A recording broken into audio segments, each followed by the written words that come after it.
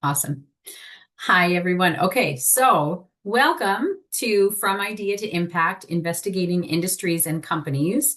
I'm Rachel Figueiredo. I'm Waterloo's Entrepreneurship Librarian.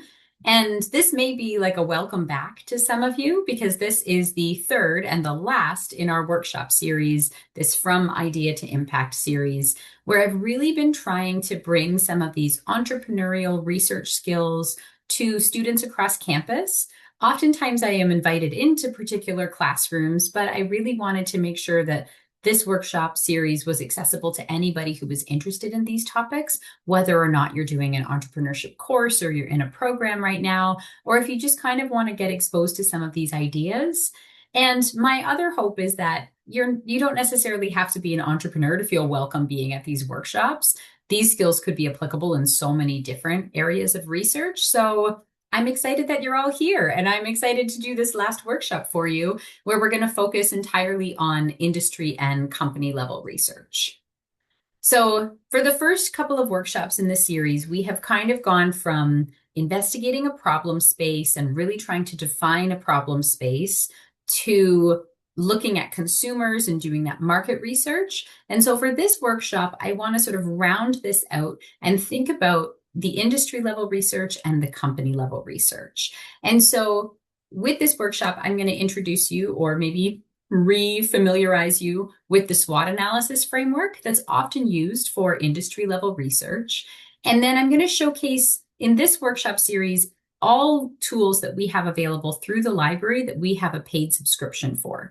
So oftentimes I do try to showcase resources that are freely available. And if you are doing industry or some company research, you may be able to find some freely available information as well. But for the workshop, I did want to focus on some of these really interesting tools that we have available to you since you're students and faculty and staff here. So for each one of these workshops, I do like to have a research example that's something that we can all sort of grasp onto, because I know that with a number of participants in the session today, you're each going to be focusing on a different area of research or an interest area for yourselves. You're not all going to be interested in the same thing. So I do like to come up with something, and today I wanted that to be creating a meal kit delivery service for university students. That's what we are going to pretend is my business idea, and you guys can help me as I sort of walk through the industry and company research for this topic. So let's start off by defining our research goals. If I have a business idea in mind, and I've told you that we're going to do industry and company research, let's talk about what that actually looks like. If you've been joining me for these workshops, you know that I like to do chat storms. I think it's a fun and low-key way to get engaged in the workshops.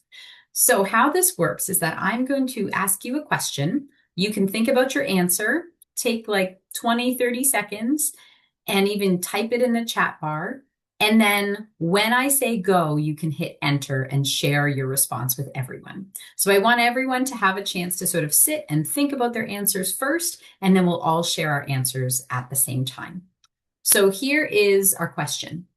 I want to start a meal kit delivery business for university students. What do I want to know about the industry? So spend 20, 30 seconds thinking about that. I want to start a meal kit delivery business for university students. What do I want to know about the industry? So you can formulate your questions, give me some ideas about like, what are we going to be looking for if we're doing industry research?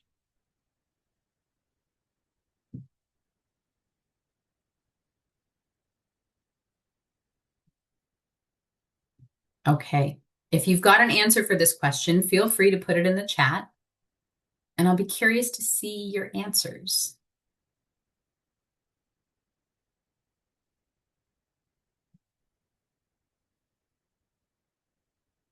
Great. Okay. I see some answers rolling in. So one of them is, what options already exist?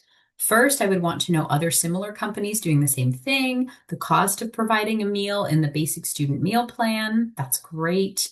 What other companies are already doing this? Which students use these services? Great, great, great. You guys have so many good questions. Yeah, I really like this. I'm going to show you some slides to help sort of round out the information that we might be seeking here, because it's really hard to brainstorm like a fulsome list on your own, but this is essentially the starting point, right?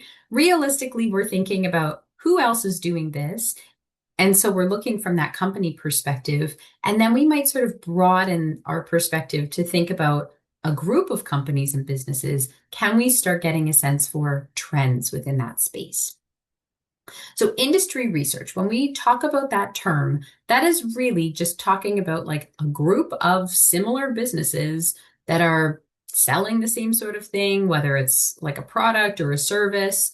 So we should be able to find a meal kit delivery industry somewhere, and we can, think about more broadly than that. If there are other ways where it's sort of like convenience foods or like prepared meals or other ways that we might sort of broaden our perspective.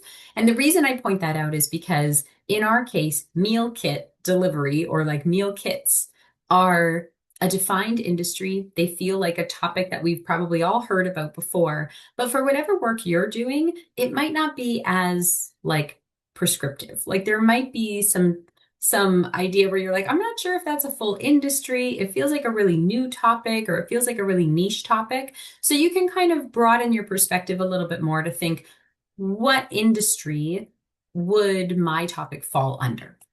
So here are some of the things that you might want to be thinking about as you're doing industry research. And you guys mentioned this first one, right? So who are the key or the biggest companies in your industry? Who else is doing this already? And how well are they doing? We want to start thinking about that and knowing who our competitors are. Growth.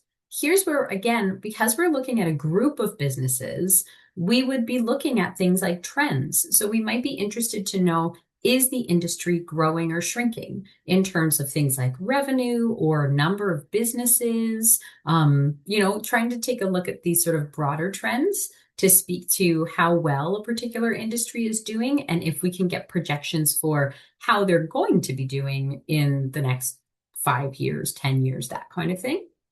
And then external factors. I always like to mention this because there's sort of the like looking at a particular industry to see the research that we can find on that particular industry. And then every industry is working alongside all these other industries, right? Like nobody is working in isolation. So there are going to be other things that are sort of outside of your particular industry that might be impacting it. There might be other hurdles or things to consider as well. So are there barriers to enter this industry? The example that I'm giving here that's focusing on like food delivery, there are going to be barriers to entry because there are going to be regulations around like food safety handling. And so we want to know what some of those regulations are going to be. And they might be different depending on the region, right? Depending on the country that you're operating in.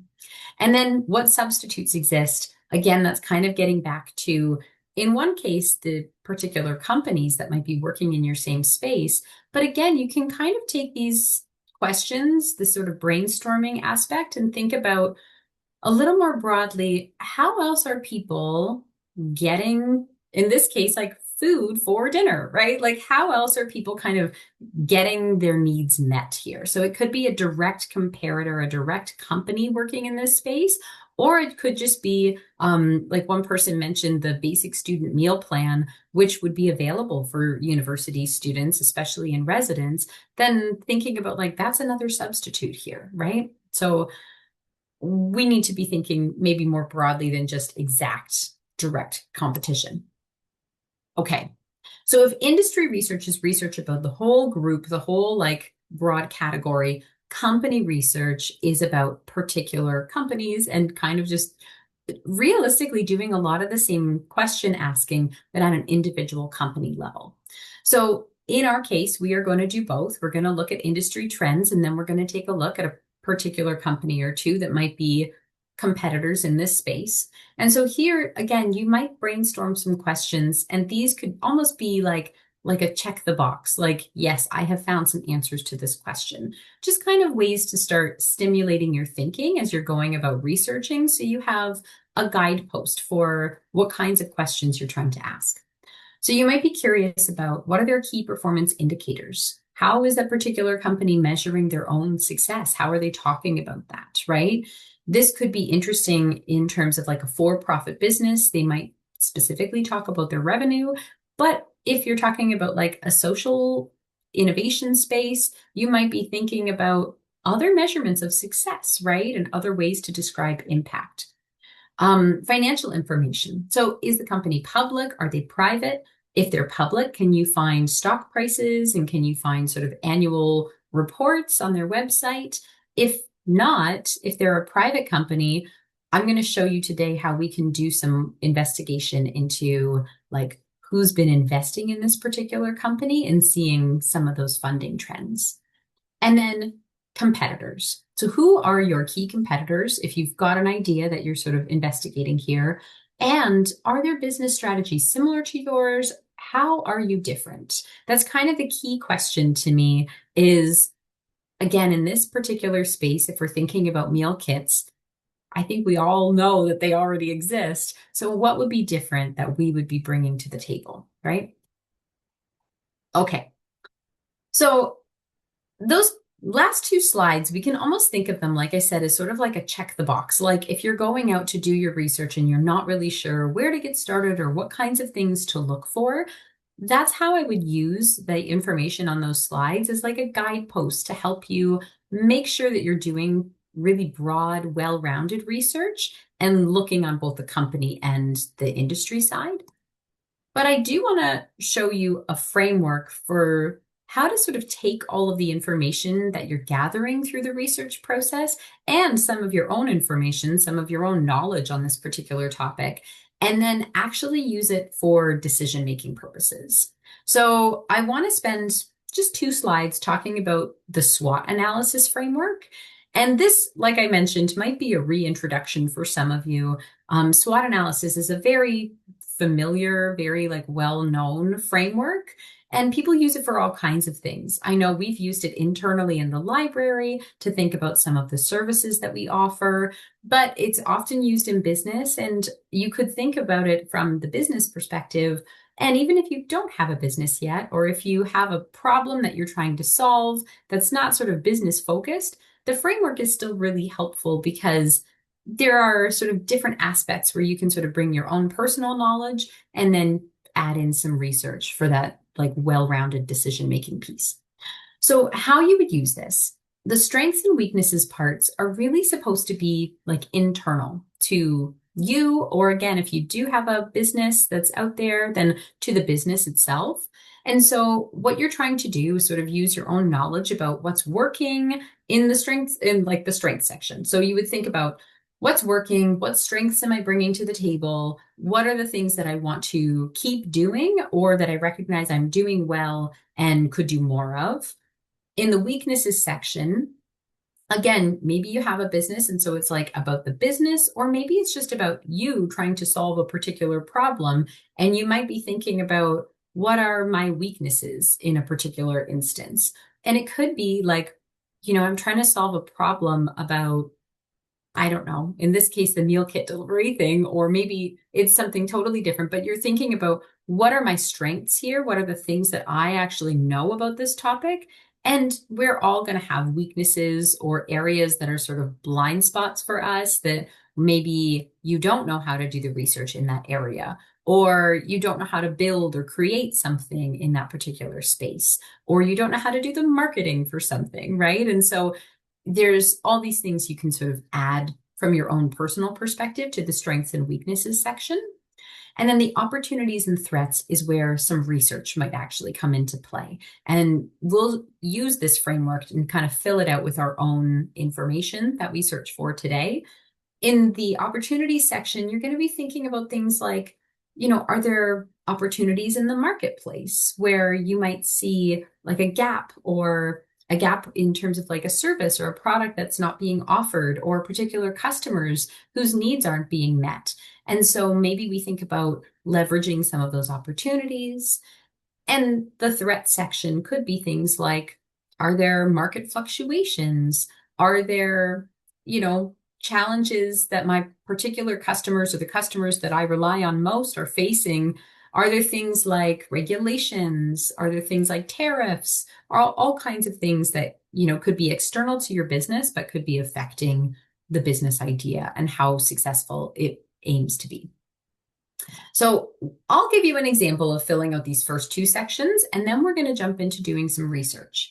So again, let's pretend this meal kit delivery idea. If I wanted to jot down my strengths here, you could think about like, okay, well, I've had some experience working in a restaurant, so I'm familiar with like safe food handling practices. I'm not really familiar with all the regulations that I would need from a business perspective, but I have some like familiarity in this area. I have lots of ideas around like recipes and things, so it's a starting point.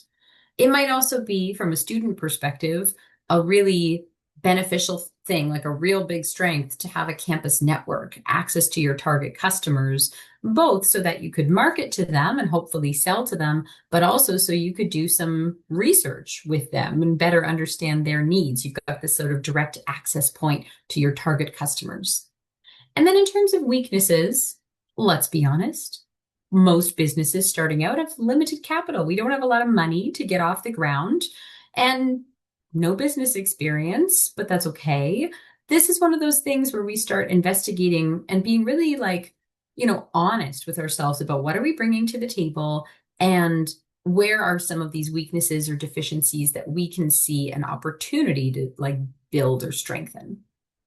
The other thing I added to this list was time constraints. And I did that because I know every student has time constraints. And so if you are in this space thinking about starting a business, like that's going to be a factor for sure. Okay, so let's consider doing some research to round out the rest of this SWOT analysis. And we're going to do it in two parts. We are going to focus first on industry research, and then we'll go into the company research, but recognizing that they both really sort of flow together, and you'll see company names pop up in the industry tools that I'm going to show you. And so we can kind of use this to guide the work that we're doing. So we're going to go to IBISWorld first, but I'm going to lead you there through my Entrepreneurship, Innovation, and Commercialization Guide. Amy, you're on it already. And that was such a force of habit of me to like copy the link to share it over. Thank you for doing that. Amy's just shared the link in the chat. So this is my Entrepreneurship, Innovation, and Commercialization Guide. This is basically like your research hub if you're interested in doing any of this kind of work, because the library website, we have lots of different resources for all of the different programs we support. It can be a little confusing to know like which tool to use for which thing. So my idea here was to take all of the sources that I typically like showcase and highlight to our students and put them in one place. And then I've tried to organize them for you based on the type of research you would be doing. So for today, under the research heading, you'll see industry and company research, and we're going to hop into the industry research space. So here, as we scroll down, you will see some information that's like, what is industry research? And the industry analysis framework is basically a lot of what information I just shared with you, highlighting sort of how to do this work, what kinds of questions are you going to be asking when you're doing industry research. And then as you scroll down, we do have library resources here. So the first one we're going to go into is called IBISWorld. And again, Amy's got that link for you in the chat. IBISWorld is an industry reports database. That is what it does. It has industry reports, and we subscribe to reports for Canada and the US. I really like these reports, and I'll show you how to sort of navigate them and search for them. They are very nicely put together, like they're very like fulsome. And if you're just trying to familiarize yourself with a particular topic, they can be a really good starting point. The one caveat I will mention is that these reports are really good for industries that already exist. They're really good for like really well understood industries. And like I mentioned before, in terms of, trying to describe your particular industry, if you're working in a newer space or you're working in a space that might bridge across two different industries, you might have to be a little bit more creative about how you search in here. So I'll show you IBISWorld to start. And for our search, I'm going to just type in meal kit. You can see what happens is that it sort of starts to auto-populate results for me. And all of the results are popping up for the US. We could do our search here and go to the results page. And if we wanted to focus specifically on Canada, we could try to narrow down to Canadian reports. But I have taken a look at this, and unfortunately, we don't have any Canadian reports on the meal kit delivery business. So I'm going to go back to our broader search there, take Canada out of the mix, and just focus on this meal kit delivery services in the US report. So we'll use that as a jumping off point.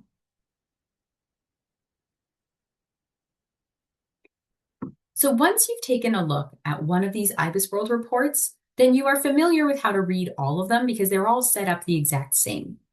This is one of those benefits about using these industry reports is that, I think with every information type that we are taking a look at for the first time, like the first time that you've read a journal article, it's really interesting to try to wrap your brain around like what are all these different sections and how am I supposed to read this effectively and efficiently?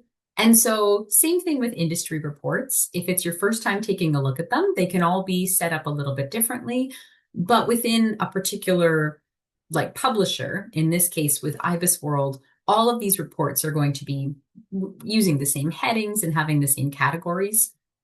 You can also download these reports if you want to save them for later, and I would highly recommend doing that if you are sort of interested in a particular topic and you're doing this research long term. That way you don't have to keep coming back in. Usually the reports, sort of the standard reports that are the ones that they keep updating because they're the ones that are of most interest to folks right now, will get updated about once a year. So this one was just updated in October 2025. And then you can see this is our navigation pane down the side of the page here. So if we take a look in the key takeaways section, it's usually with these reports, you'll see a really nice mix of like some quick data points, some visualization. You'll see on the side here, we've got some, quick numbers to take a look at in terms of revenue, number of employees, that kind of thing, and whether it's sort of trending upward or downward. And then under the key takeaways section here, you'll get a little bit more of that analysis. So here it's talking about how shifting dietary trends and demand for variety are expanding meal kits into a broader lifestyle food service market. So they're talking about how people would prefer different, dietary options like vegan, heat and eat, which I'm assuming is sort of like the pre-made meals that you just have to microwave at home, and more snack offerings. They talk a little bit about logistics, inflation, steep promotions, and a lot of competition within this space. And then as we scroll down, we can get just again high-level information about particular markets here. One of the things they mention is consumers can switch dietary plans or alternatives. And we also know that they can switch between competitors quite frequently too. So the at a glance section is really just what it says. You're just taking a look at this like quick snapshot of information. And then I'm going to highlight just a couple of things within the report. I won't go into all of these different sections here, but I do want to show you a couple of the ones I find most interesting. So under the performance section, here's where you might start to see some of those trends that we were talking about before. Because these reports are gathering information on a group of businesses, they're able to more accurately show what's happening within that whole industry, right? And sort of helping you make decisions, in this case, from the entrepreneurship perspective about whether or not to actually get involved in this problem space. Or again, if you're just trying to solve a problem within this particular space, it might help you to understand like what's going on within this space and what are we projecting is going to happen or change over time.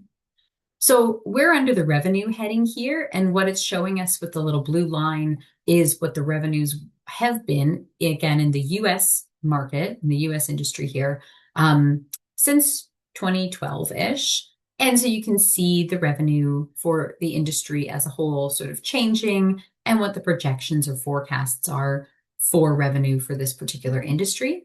But you can also see it for things like the number of employees employed by these companies, again, from 2012, forecasted up to 2030.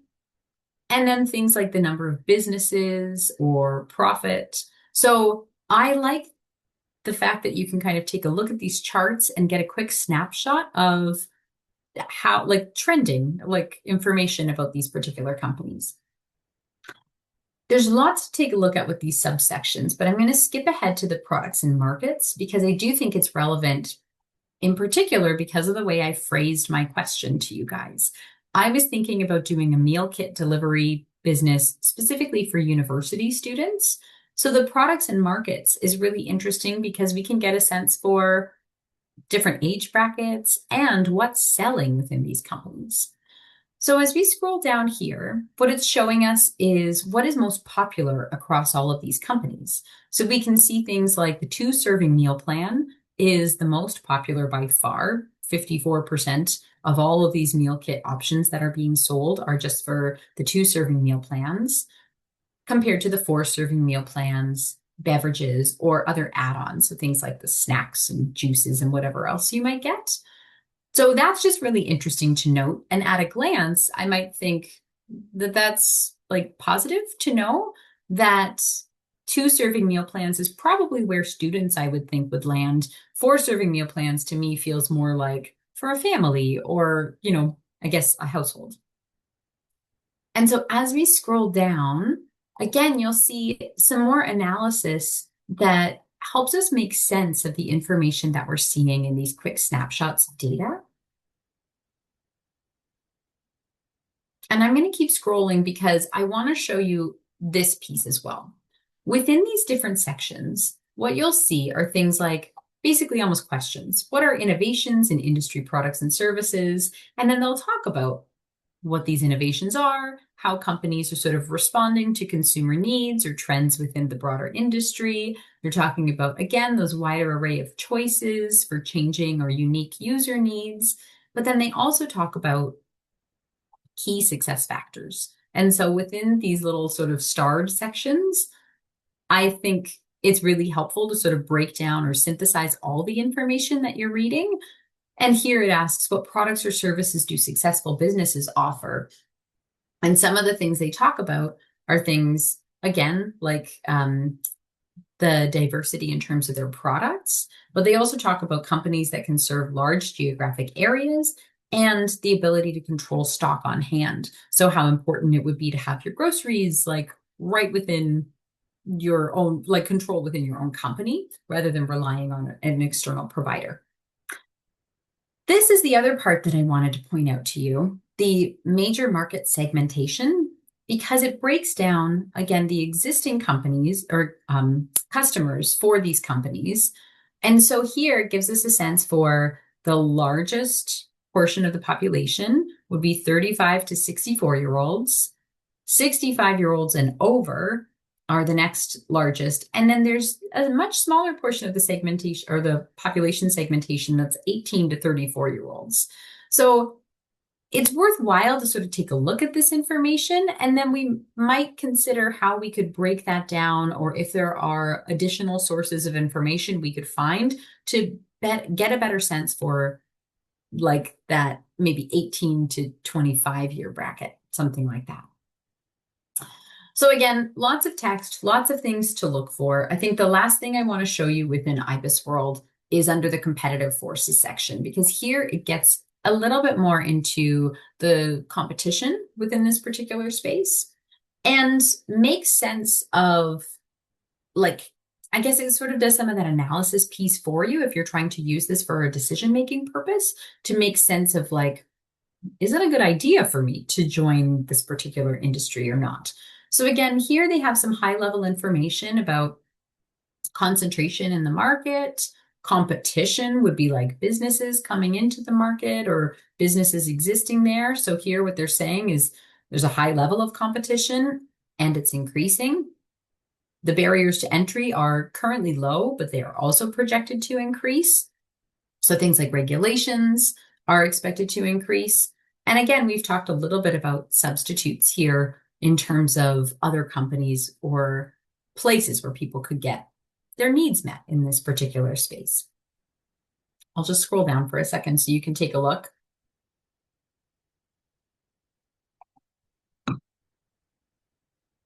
And again, here, they've got some of those key success factors. So if this is your first time taking a look at an industry level report, I like the IBISWorld ones as sort of an entry into this space because I do think they do a pretty good job of sort of giving you the information and then helping you break down the information. The very last thing I will show you is the company section where it talks about the major players within this particular space, who are those main companies that we might take a look out for. And by far in the US, the company with the most market share is HelloFresh. So it's interesting to know this information. It's also interesting to know that there's a large portion of the market share that's just other companies, which again speaks to the fact that there's lots of competition in this space. There are lots of smaller companies, and together they all make up 46.4% of the remaining market share. So there are lots of like smaller names within this space.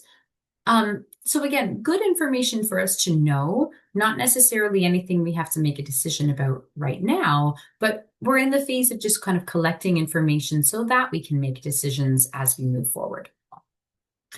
Okay, I'm going to pause on IBISWorld because we do have another database that I want to showcase to you that also has industry level reports. So back on this entrepreneurship guide, again, we're still under the heading that says research, industry research. And as we scroll to the library resources section, you'll see IBISWorld is at the top, and the next one down is Global Data Explorer. Amy's got the link for you in the chat if you want to follow along. Global Data is an industry reports database, very similar to IBISWorld, but it also has more different content types. So we do have information about companies here. The sectors is what they call industries. So they have their sector reports. They also have country reports. So if you're thinking about doing business in another country, or even within these, I think they have city level reports. And so you might be able to get some information on like business operations within another particular industry or another particular country or a major city within that country. So they have lots and lots of different content types. Because we're looking for industry reports or these sector level reports, you could kind of go into the tool this way and try to navigate to maybe food service and kind of wander through that way. But I still like just using the search box. And I'll show you if we do our search here and without even pressing enter, what we'll see are some different content types that start popping up. So here it's showing me meal kit as it pops up under the news that they have, company information that they have, and these different levels of reports. So I'm going to click on view more reports. Again, this is going to be global information. Maybe I didn't share that part yet. So IBISWorld, we have Canada and the US level reports, but in global data, we have reports globally. So we do have international content within here beyond just those two countries. And so I typed in the word meal kit. What I'm seeing pop up over and over again is prepared meals. And so this is telling me that the database has information on this meal kit industry, but it's not necessarily classified as meal kit. And so again, thinking back to earlier when we were defining industries or thinking about what information you'd be searching for doing this industry level research, be a little bit creative about the keywords that you type in or how you describe your particular topic, because it might be different to what you're expecting.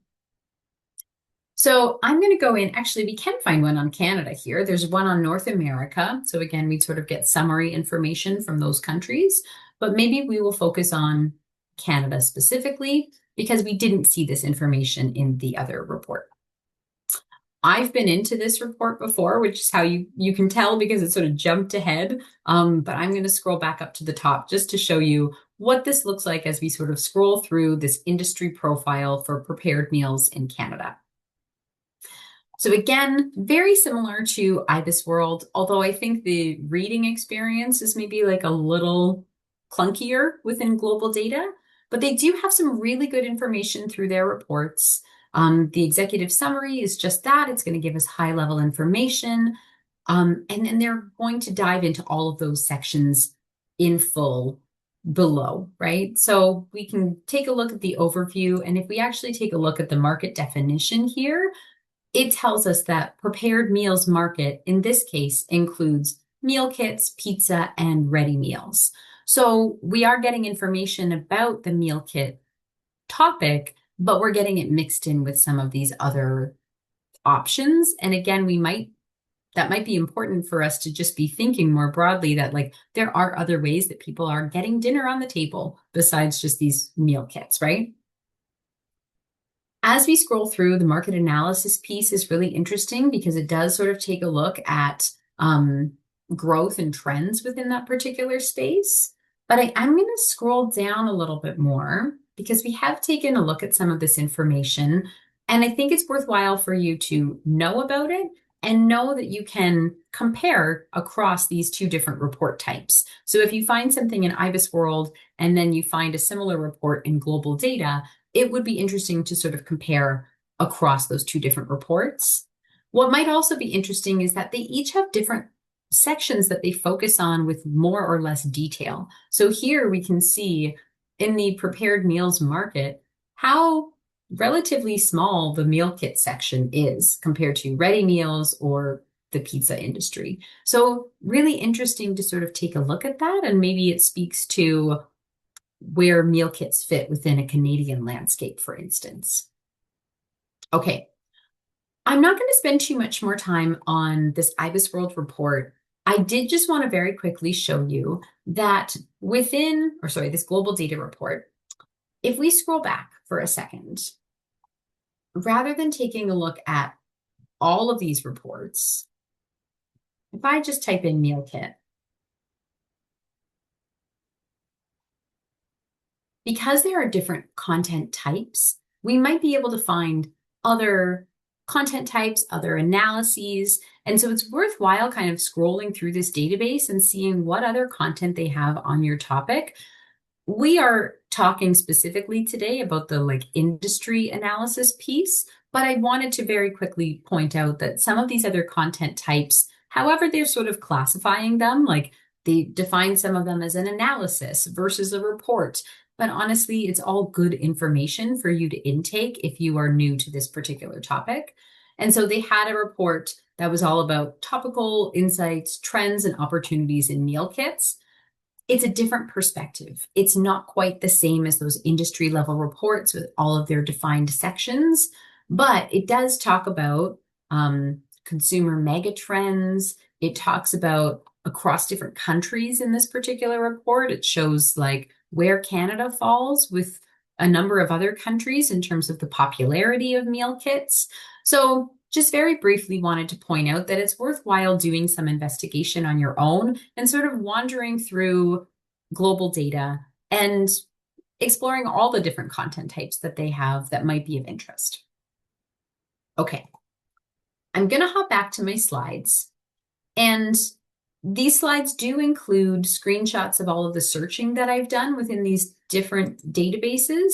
You will get access to these slides after the workshop so that you can kind of walk through all of these steps yourself as well. But let's flip over to doing company research, and we're going to go into a search tool called Pitchbook. Pitchbook is once again linked from this guide. Amy's got the link for you in the chat as well. But I am going to skip over from industry research to company research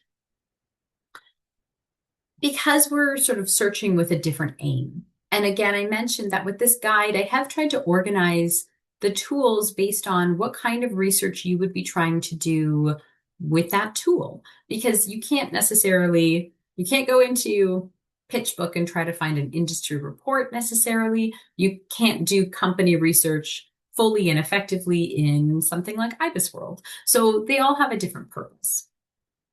With Pitchbook, it is worth noting that this tool, like the other ones I'm showcasing today, is available to students, staff, and faculty currently at University of Waterloo. It is paid for through the library.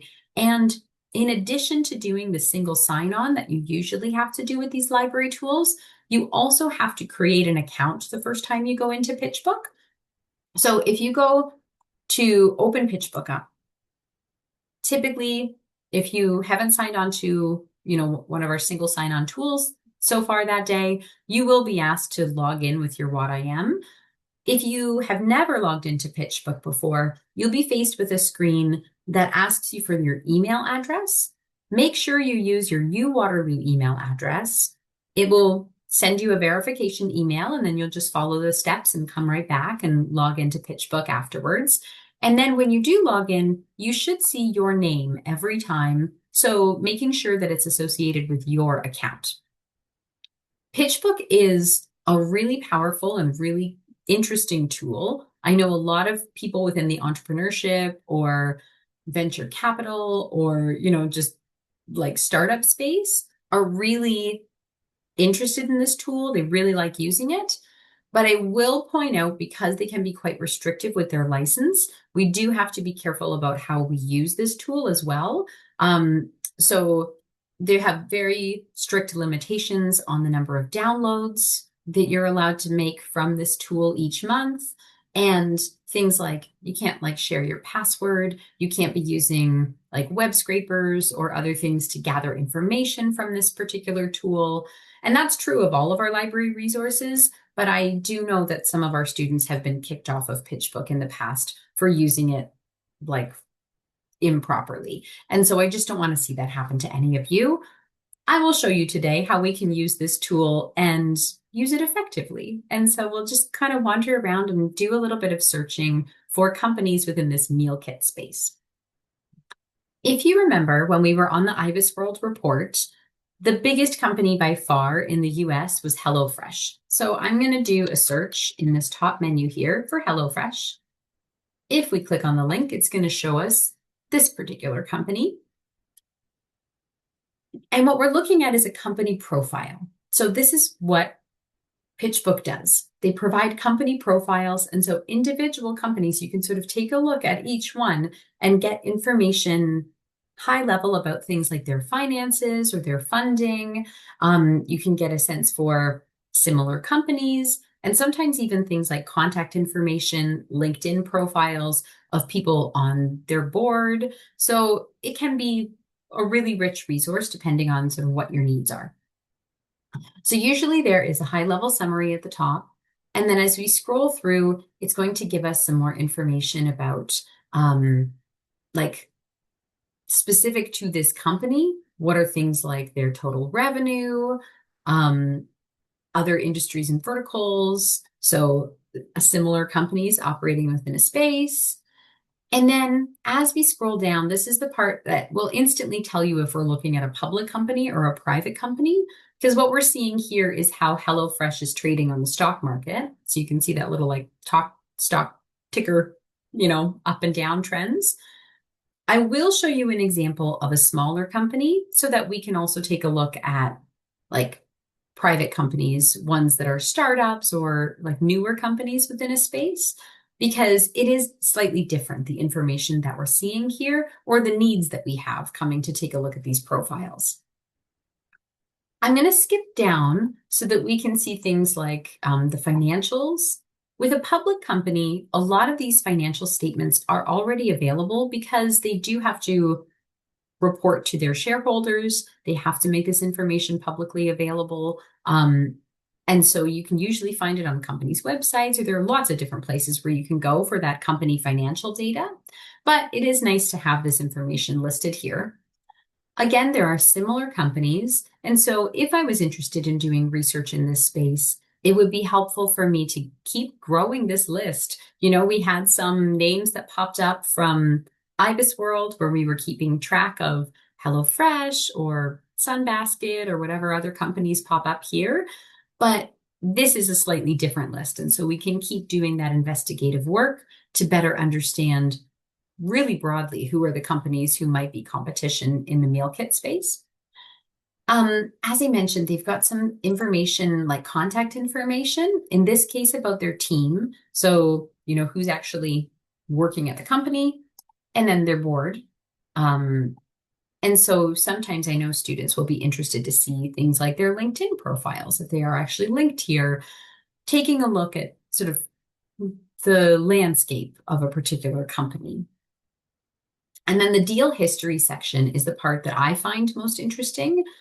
You will usually see this sort of end at a particular period of time, but if you're familiar with funding within the startup space, usually there are some pitch competitions or sort of like early series funding that companies are getting investments into their business. And so that's what this is tracking here. They had some early stage VC investments in 2012, and it'll actually show you the amount, how much money they had raised, and then it will keep sort of growing this. And you can click on that link to find a little bit more information about each deal that the company has done. And so in this case, we are kind of seeing this trend of a company going through early stage financing and then eventually becoming a public company. And so it's really interesting to kind of take a look, if you are interested in this kind of thing, to take a look not only at like how much money did they raise, it has information about who invested, whether it's like an individual or a firm, but it also has maybe the ability to give you a sense for like, what does this timeline typically look like? And in your particular space, if it's not the meal kit delivery business space, you might be taking a look at like how much do people sort of ask for? What are sort of trends in terms of financing, and how long does it take a company to go through all of this? So that's really what this resource is very, very good for. I'm going to scroll back up because there was one section that I skipped over kind of on purpose. And I think most people skip over it. It's this one, industries, verticals, and keywords. And here, basically, it's telling us how Pitchbook is tagging this particular company. How are they sort of organizing it amongst all the other company profiles that they are including in their database? And so what I use this for is another way to start expanding my understanding of the companies working in a particular space. So we searched for a known company. We had done some research in IBISWorld, and probably even without searching in IBISWorld, you guys could have mentioned at least one or two different meal kit companies. So we had a starting point, and that's exactly what we did. We searched for a known company in the top search box. So if you only know of one company working in this particular space, and you're not sure what other companies might be working in this space, or how within a particular company, they might be sort of tagged or organized differently because this company might do different kinds of things. This keyword section is just like my favorite part of Pitchbook. It's such a helpful way to navigate through the content within this space. So you can see here, they've tagged this company by a number of different things: cooking recipes, food e-commerce, grocery delivery, last mile delivery, and they even have two variations for meal kit and meal kit company. I am not sure why, but if you hover over top of them, you can see the number of companies that match that terminology within the rest of Pitchbook. So I'm going to click on meal kit company here. And it's going to lead me away from that sort of individual company list over to a list of all of the companies that match that keyword. So if I didn't know how to describe or define my topic, if maybe meal kit delivery wasn't the focus that I was going for, but the like last mile delivery or something better captured my topic, it's a good way to start sort of navigating through this tool. And within your list of companies, you can actually modify some of this criteria. So if we wanted to modify this and actually take a look, for instance, at only companies that categorize as like meal kit companies within Canada, we can do that search as well. So this is a very narrow list. This is a little bit imperfect. Again, there was meal kit and there were meal kit companies. And so to do a better, more fulsome version of this research, you would probably go back and look at both of them. But I do want to take a look at Cook It recipes, because I believe this is an example of like a private company, a smaller company. So again, we have some high level information that's telling us who this company is and what they do. And then, yeah, right here in the timeline where I had mentioned before, this is sort of the easy or obvious way to tell if you're looking at a public or a private company. What you're seeing here is this timeline that, again, is not, now it's not showing us sort of the stock market prices and how this company's doing. It's showing us financing rounds and funding amounts. So it's giving us the timeline in a visual way of how this company has sort of gotten funding from 2018 to 2022, and showing us how this company is sort of moving through that early stage startup financing landscape. A lot of the rest of the reports are going to be the same. You can take a look through all of those same sections by navigating this left-hand menu here. But I did want to point out that for these smaller private companies, these ones that are like hard to find information for because they don't necessarily have to do this kind of reporting out, you can still usually find some information on those companies to get you started.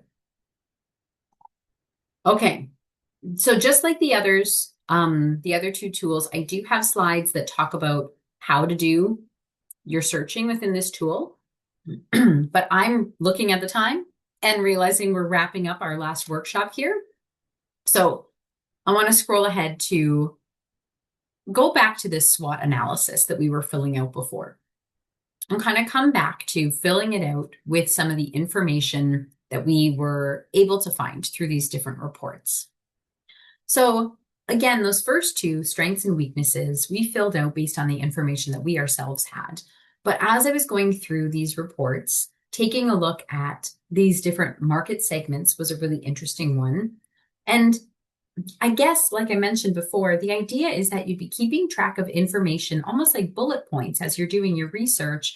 But the SWOT analysis framework helps you to organize that into a way that might help you make decisions about that information.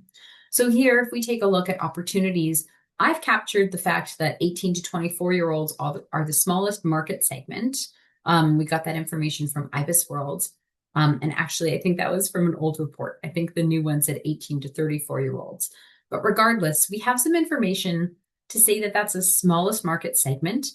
That could be an opportunity for us. And maybe it indicates that they're not being, that market segment isn't being well served by the existing offerings. So it's something for us to investigate. The other thing I put down here is, are there opportunities to create a localized version, something that would be unique in its own right? The threats here, there are already several established meal kit companies. That has been very well established as we've done our research. We have found no shortage of information on other meal kit companies. We know the names of some of them. We can track the trends on them. The other threat that I can see is that students are more cost conscious maybe than other groups. And so pulling all this information together, I want to finish off our workshop by doing one last chat storm. So again, I'm going to ask you a question. You guys can think about your answer for 30 seconds or so, and then we'll all put our answers into the chat at the same time. Based on all of the information that I've shown you, all the information you have as background knowledge about this topic, based on my SWOT analysis, should I start a meal kit delivery business for university students? Why or why not? Again, you can take a minute, half a minute to think about this, but I'd be very curious if this was our starting point, our idea to think about creating a meal kit delivery business. What do you think now that we've done some research? Should I start a meal kit delivery business, and why or why not?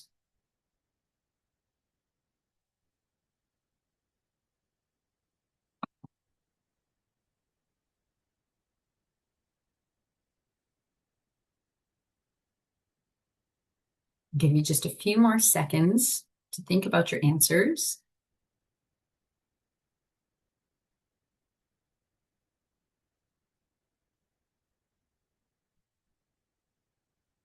Okay, if you have an answer to this question, go ahead and put it in the chat.